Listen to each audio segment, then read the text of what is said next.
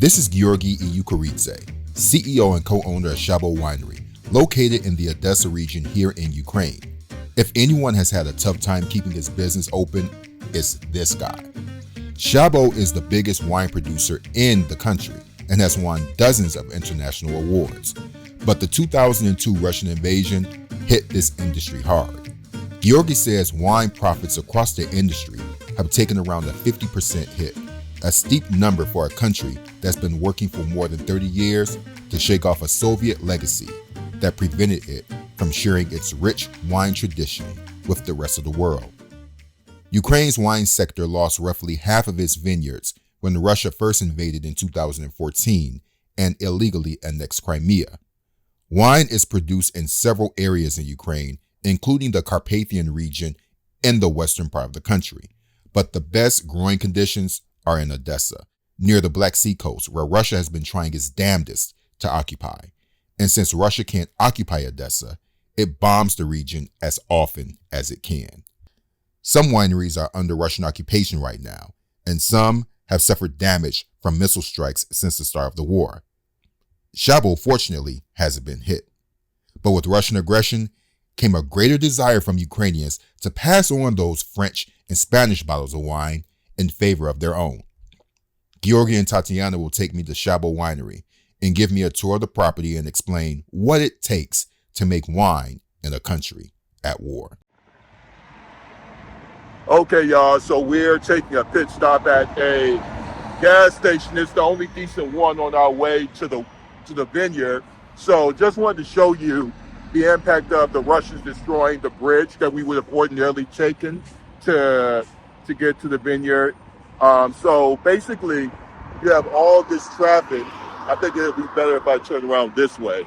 So all this traffic that you're seeing, the cars constantly coming and going, everybody's taking the same route because the bridge has been destroyed and it's no longer usable. So it's just one of these small inconveniences that this war has created for the people here. So I don't want to get hit. So yeah, all this stuff are just continuing to add up to make people's lives just a little bit harder. Before we used to go Odessa, this is the bridge that got destroyed, and here is Shabo. Now we have to take all this road through, and this is technically already Transnistria and Moldova. This is right where we're at right now. We're going to be there in like 2 kilometers. Okay. Y'all are probably thinking, what the hell is Transnistria? Well, it's basically a sliver of land that's internationally recognized as part of Moldova, but Russia has been occupying it illegally since the fall of the USSR in 1991. I visited the territory twice back in 2010, and it feels very much like I stepped into a time machine. Old Soviet statues and other symbols stand proudly as if the Iron Curtain never fell. And Russian troops are based there as well. But we're traveling through a Ukrainian checkpoint, so we're safe from any contact with Russian occupiers. All right, so we are at one of the checkpoints and we're getting our passports out. And so from what I've been told, at least what Georgi told me, basically, if you don't have any reason to go on this other side of the bridge, then if you, for example, if you don't live there, if you don't have any work permit, then you'll be sent back because this is just one of the main routes where people who are trying to desert from the Ukrainian army go through. So it requires us to show documentation. As for me, U.S. citizens, etc., come and go. But yeah, this is just one of the checkpoints. That didn't take too much time at all, but that doesn't make traveling this route any less inconvenient. They have to drive double the time. The war has always found a way to make life just a tad bit harder. Every conversation here begins like we may be talking about something else, but the locals, it always gets back to the war. Yeah. And even when I talk to my daughter, sooner or later in 10-15 minutes, we start to talk about, or she starts to ask me something like missile attack, or what kind of missile is flying, or something like that. And we're really good in it. So for instance, we were discussing recently that if it is written that aircraft land off, right? Take off. Take off in some airport in Russia. I definitely know that it means that I have 40 minutes, even if alarm is sounding. So I have 40 minutes. Then I know what type of missile, if it is written, what type of missile they're going to hit.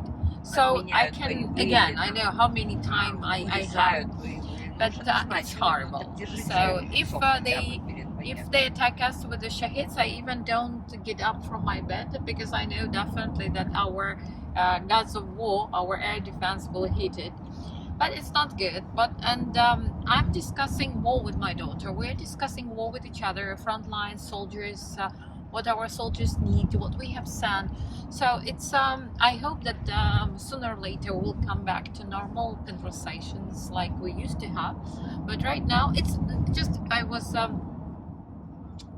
talk a lot to Terrell, so but I just had an idea why I started this conversation, because we are often blamed that the Ukrainians don't suffer enough. What'd you say? So on both right and hand side you can see already the vineyards of Shabo. Да. Там только самый последний кусочек слева перед въездом в Шабо.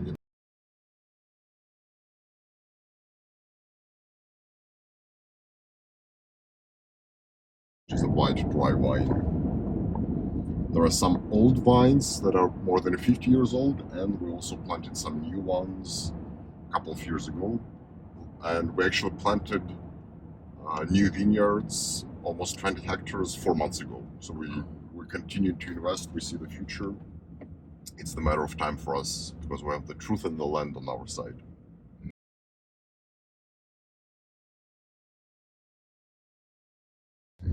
After we plant vine, only on the third year, so in 3 years' time, I can make wine from it. For first 3 years, you cannot do anything with it. Just look after it and help it grow. So this is... You invest today, Yeah, and maybe first harvest you will have in 3 years, but you can't use all the harvest. long-term planning in winemaking. Yeah, very long-term planning. Our winery visit will be broken down in 2 parts. First, as traditionally, you start with good aperitif, with a nice glass of sparkling. That's why we are visiting our halves of sparkling wines. So this winery only specializes and only produces sparkling wines. We're going to have a short tour here, and then we're going to move to the principal winery, to the main winery, where we make still wines, Georgian style wines, and brandies as well. Oh, great. So this will be a mise de bouche. Perfect. Hello, Ellen. So Anastasia will be our guide. Hello, Anastasia. And Good to meet you. Nice to meet you too. Yeah. So I'm glad to see you here in the house of sparkling wine. So let's start. Wow, this is really cool. And by the Going into the entrance here. So, a little about Giorgi. He was born here in Odesa in 1988. His family moved to Georgia a few months later, but they came back when he turned 7 and began school. When he wasn't hitting the books, his parents were schooling him on the wine business. Winemaking is an inseparable part of Georgia's culture and historical DNA. Multiple generations of his ancestors made wine, but just for themselves. Giorgi's parents, however, saw great potential in the wine production industry and took the family tradition to the next level. So in 2003, they started the Shabo winery and began establishing itself as the premier winery of Ukraine and the winner of hundreds of international awards for its wines, making it one of the finest wineries in all of Europe.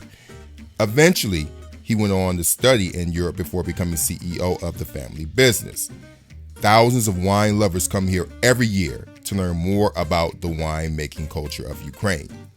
Even during wartime, people still come through the doors to check out Giorgi's fine winery and learn about the tradition of winemaking in Ukraine and also get a little bit of Giorgi's homeland as well.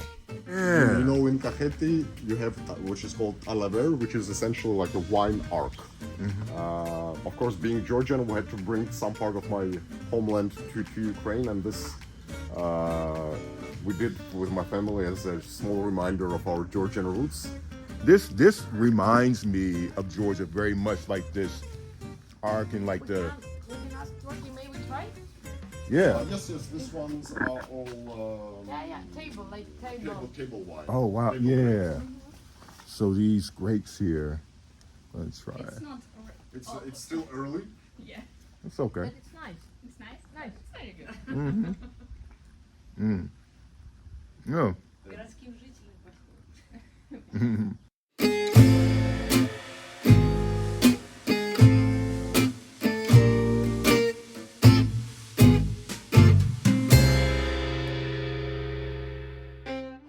In simple terms, okay, for grapes, for wine, for still and sparkling, we only use our own grapes. But we are also the largest producer of brandy in Ukraine. And for brandy spirits, we do buy it from other countries, including Georgia, France, Moldova. And then we finalize it and we blend it with our brandy here because we have very large volumes. We just physically cannot produce this much. So for every spirit that comes to our winery, this machine, which costs like a new Rolls Royce, and usually not a single winery has them, it's usually the government that owns them. But what does it mean? It breaks down to the molecular level each sample that comes in, so I can tell whether it's been made from grape or potatoes or celery or something else. So it's a quality control, which normal wineries don't have, but we take our standards for quality to extreme levels. We have OCD in terms of quality. And so how much would something like this cost? About $500,000. $500,000. 350 on if you get a good deal. Yeah. Wow, is that much? Yeah, I've been meant when I say this costs like a Rolls Royce. Yeah. One is more make light-bodied, more fresh sparkling wines, which are very popular today. You probably know them under they're not branded, also regional Italian name called Prosecco. Prosecco, But yeah. essentially this technology was invented by an Italian whose name was Eugene Charmat. So it's quite often referred to as Charmat method, which is the same magic that happens if you take champagne style, the secondary fermentation takes place in a bottle. The Eugene Charmat method, same philosophy, but it takes place in large stainless steel tank. For example, one of these tanks hold about 50,000 liters of wine. And they can keep this pressure because sparkling wine usually has pressure of 6 bars, which is triple the average pressure in the tire of a car. So 3 times higher. That's why you have the special glass for sparklings. They are much thicker and can hold this pressure. Oh, that's why there's the sparkling glass. It's like a Sparkling glass, sparkling bottle, and also that's why you have in the sparkling bottle, the bottom is concave, so it spreads the pressure more evenly. That's why it's not flat bottomed. I had no idea. Now we all know. Also, that is unique to us because usually producers buy the yeast. We actually have our own, what we call a nursery, where we grow our own yeast to add to the sparkling wine for the secondary fermentation.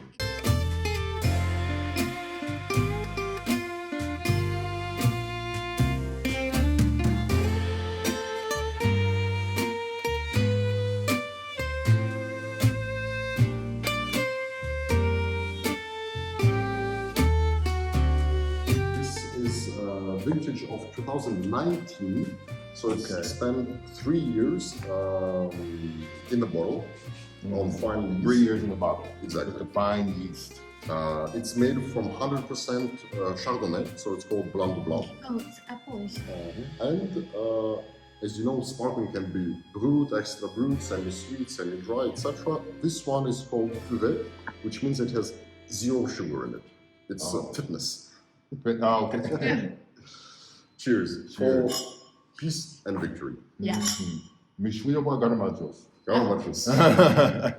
Tangi Marchus.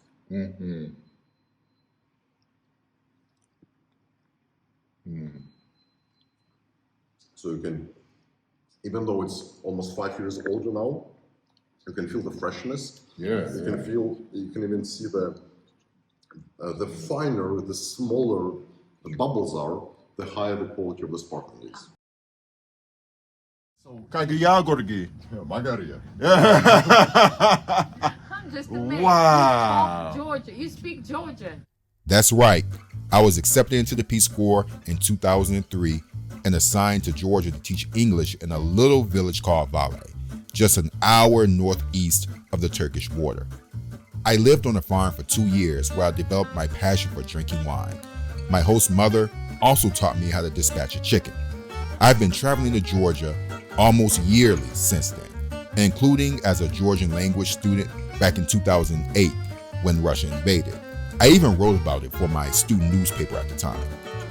Ironically, tens of thousands of Russians have fled to Georgia to avoid Putin's military mobilization. But taking Russians out of the equation, Georgia is a pretty dope place to visit, and you should check it out if you have some time. So we know that we planted in 2003. So here you can see 52 hectares, and in total we have 1,200 hectares of vineyards. Right. So this is just to put in perspective. Wow. That is So we are number one in Ukraine in terms of premium still and sparkling wines, and also leaders in brandy. Thanks to This the is other. really great. Oh, you have a railway. So, wow. So, for example, when we send orders to Asia mostly, before the war, it usually went by rail. Wow. So you have so this is your own personal, like the business railway. It's essentially about 500-meter branch of rail that is attached to the winery, and in 500 meters it rejoins the main railroad. Wow. Ooh. So Yeah. here actually it was right where we're standing. It was svalka is by the way. Dump. Waste dump, technical waste, and we got it cleaned. The soil we're standing in now actually came from this artificial lake, so even in the super hot summer days you have a very nice breeze here. We have about 5 tons of fish here as well, and essentially we have the view on the vineyards lit up. So essentially in on the weekends, me and my family, we spend our time here. Like even the finer small details, for example, the stairs, they're actually made from the 200-year-old barrels, which were not already functioning for winemaking, but it was, for us, we couldn't throw them away, so we repurposed them.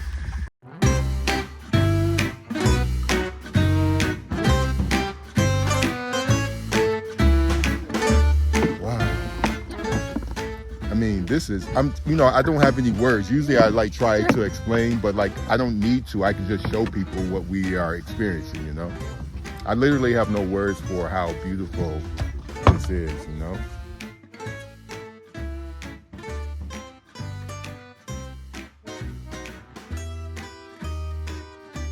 After the lake was formed, he asked, okay, build me like a small shed where I can keep my fishing rods. Okay.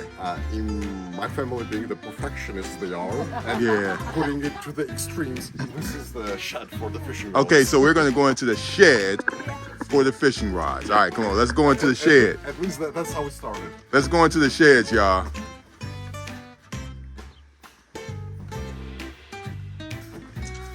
Okay, y'all, here's a shed for fishing rods, right? Ooh wee! Look at the shed. Look at the chandelier in the shed, right? Look at this shed chandelier. Give y'all a. So this is what we call a winemaker's house. So essentially, there's one bedroom, kitchen, restroom, and a living space. That's it. Also repurposed old ancient bricks. So these bricks are 200 years with a mix of modern materials, but still having this more Provence vibe style. This is my favorite part of this house. Is the old auxiliary switches.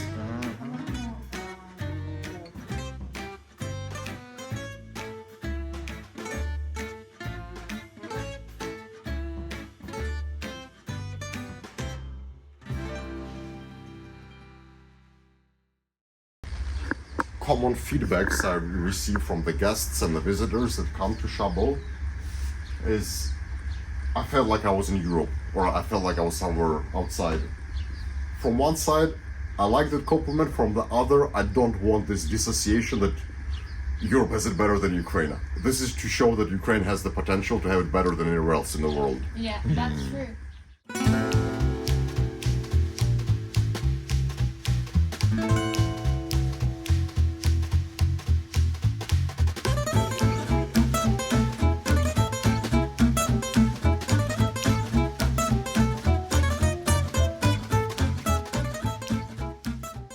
Do I know why roses are from the vineyard? No, I have no idea. This technique exists, I think, more than 150 years. If there is a sickness in the vineyard, roses will get sick first, and you'll have 2 weeks in advance to protect the vine. So essentially, this is a health indicator for each row of the vineyard. Oh, wow. And this exists historically, and there is still nothing better that has been invented.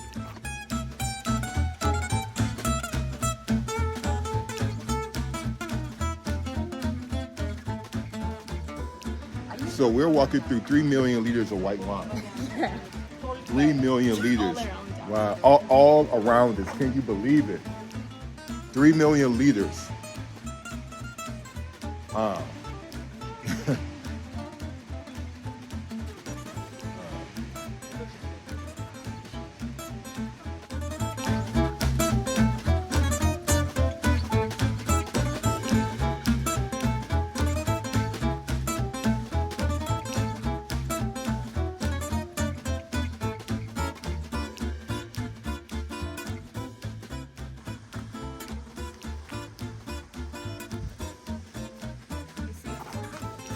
It's a future Merlot wine. You see small berries.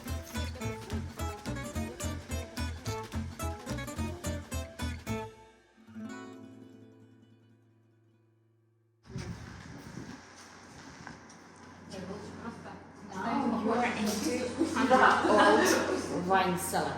200-year-old wine cellar. Original Swiss wine cellar. This property is downright gorgeous, and the more time you spend here, the more you can almost forget that you're in a country at war. Almost. Which is why I was itching to ask Giorgi a pressing question that I didn't feel quite comfortable asking because I didn't want to spoil the good mood. But I went for it. What happened? Do you ever worry about what, like basically if a Russian missile hits this place? Have you thought about this? Now, of course, it's a realistic worry for any person living in Ukraine or that is present here. Unfortunately, some of my colleagues' wineries did get destroyed, and the vineyards. We unfortunately also had some part of our vineyards destroyed by missiles, but we're still here. We still have to stay optimistic and believe in the future. Yeah. We'll have to live. Yeah, I mean, I'm In just. spite and to piss off Russians more. Yeah, but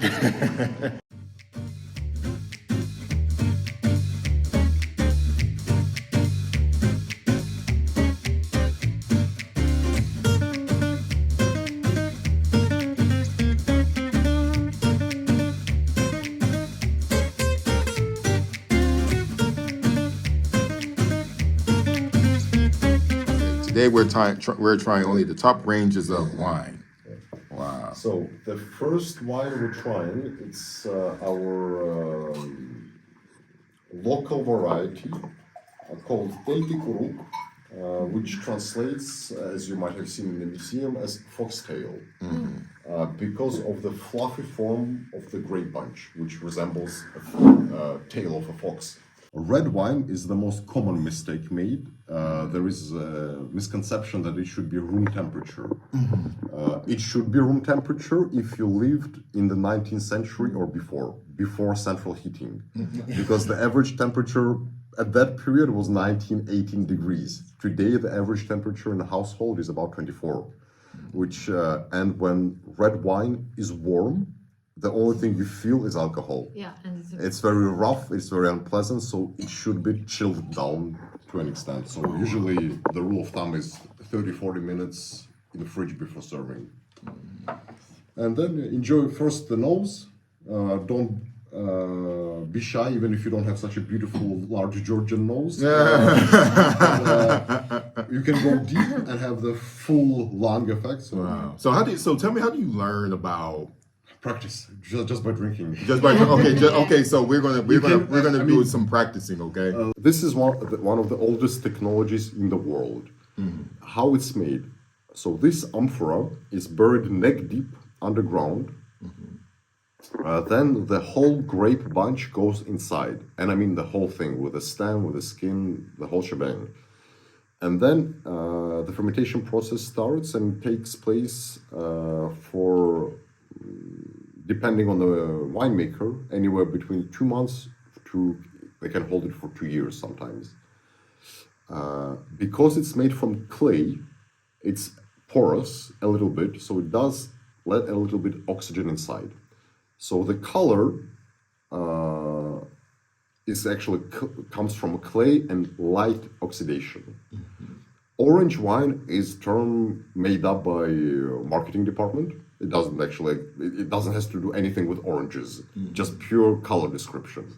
The actual name is Cahetian technology, if to be correct. But orange or amber wine, it's a bit more easier to understand and pronounce. So because of this very unusual technique of winemaking with an unusual vessel, it has very unique taste profile. And this is the only white wine that does have tannins. You can actually feel them in your gums. Generally, at the moment, when people think of Ukraine, they don't think of wine. Even before war, you had different associations, but wine was not one of them. And this is something we're working on changing, because the quality of the wine speaks for itself. But we need to spread the word, spread the knowledge, because if we take, for example, such countries as Chile, for example, on average, as a nation, they have $40 million plus on marketing on wine. Government is sponsoring these activities, so it's not the wineries, it's actually government that supports the industry by promoting Chile or Argentina or etc. or other countries as a winemaking nation. And that's when you think, for example, France, Italy, Spain, even Argentina, New Zealand, you have the association of wine. But when you think Uzbekistan or China or Ukraine or Armenia, you don't have an immediate association with wine. But wine exists there, they're made, and they're good quality too. One of the ways to create the knowledge and the demand or association of Ukraine as a winemaking country is to create the knowledge and to a certain point respect from the outside. And hence, for this very reason, we are the first and only winery to ever participate in top international exhibitions and competitions. And in a short span of 11 years now, since we started participating in international competitions, we have more than 500 medals. Out of them, 300 are gold. For you to understand, and this is only the top 10 wine competitions in the world. We don't participate in anything local, in something where you can pay for the results. It's not in our interest. Only the top competitions, most respected ones. But to put you in perspective, winemakers usually pray to get one gold medal in their lifetime for this type of competitions. We have 300 of them. Giorgi, tell me, when did you have your first taste of wine? And be honest, because I know you're a Georgian guy, and I know that it can't be at 18. The very first time was few drops from the finger of my father when I think I was 6 months old. Okay, 6 months. There you go. I've been told so. The one I remember, I think I was 5, which they usually give like 5 grams of red wine and dilute it with water to make it like grape juice essentially. Oh, okay, gotcha. It's very common in Georgia. So this is our next pit stop.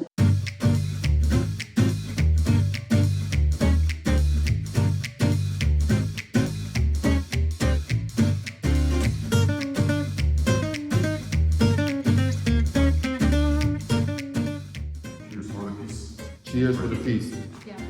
For the victory. For the victory, yeah. The new one.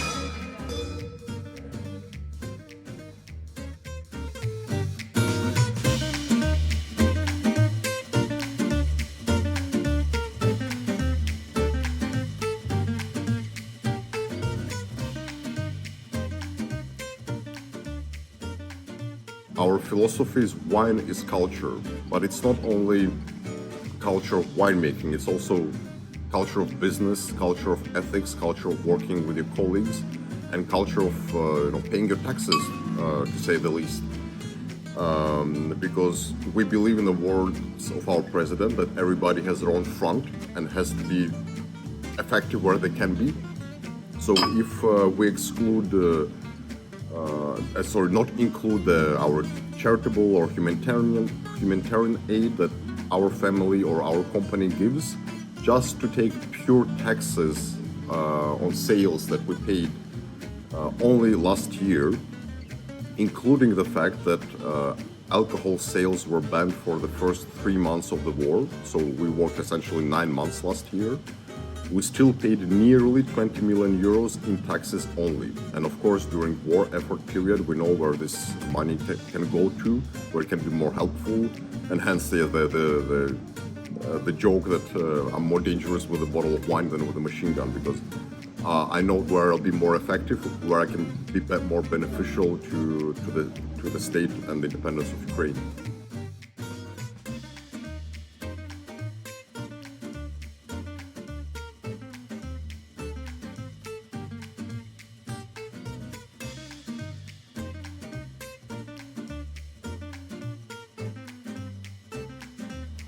I hope you enjoyed this video. I love traveling around Ukraine and visiting other places around the world. And as much as I enjoy publishing these videos each week, they cost a lot of money to produce, and I'm doing everything on my own dime. I have to pay for transportation, hotels, production costs, and my living expenses. So I need your help to keep these videos coming. Please join my Patreon community and or give to my PayPal, Venmo, or Cash App. The links are in the description below the video. I'd really appreciate it. And of course, hit those like and subscription buttons.